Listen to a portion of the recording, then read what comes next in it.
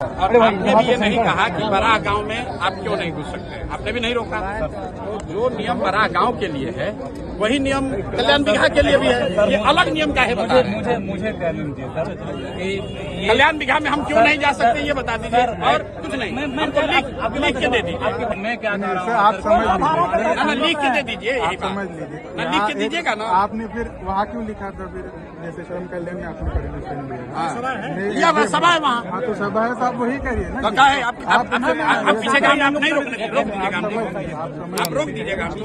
Sir मेरी बात आप हमको रोक दीजिएगा, आप भी एसडीएम है, तो आप यहाँ हमको गांव में हमको आने के लिए आपसे परमिशन लेना पड़ेगा। आपने कहा ना सर कि बड़ा में कुछ नहीं नहीं। नहीं, आप एसडीएम हो तो आप परमिशन तो लॉ एंड ऑर्डर होगा तो आप कौन जिम्मेदार है? अरे आप लॉ एंड ऑर्डर के बजाय यहाँ पुरोधा बन रहे हैं। हम पिछले गांव में गए थे, लॉ एंड ऑर्डर नहीं हुआ, तो उसका भी आपने सूचना नहीं नहीं दिया। दिया। आ ही रहे थे, आप वहाँ क्यों नहीं पकड़े, वहाँ क्यों नहीं रोके? आपके जिला अध्यक्ष से अरे सुनिए, ये सुनिए, नहीं रुकिए, बताइए। अभी नया एसडीएम आपको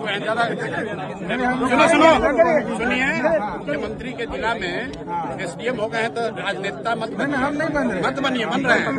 मैं सुन रहा हूँ आपके बारे में। आप किस अधिकार के तहत हमको किसी गांव में जाने के लिए रोकना है वो लिख के दे दीजिए, लिख के दीजिए, लिख के आपका परमिशन लिख के दीजिए। राष्ट्रपति शासन है क्या? गाँव में जाने के लिए परमिशन, गाँव में जाने के लिए गाँव में नहीं जा सकते हैं।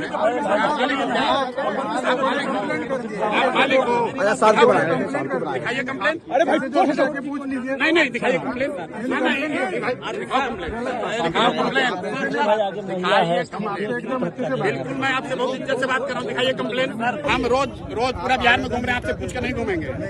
अरे आप अभी आपको इतना नहीं पावर सरकार ने, संविधान ने दिया क्या? आप रोक लीजिएगा, नहीं बेकार दिमाग मत करो, आप रोक लीजिएगा, आप रोक लीजिएगा। सही बात आप हमको समझाओगे, डीएम साहब से बात करो।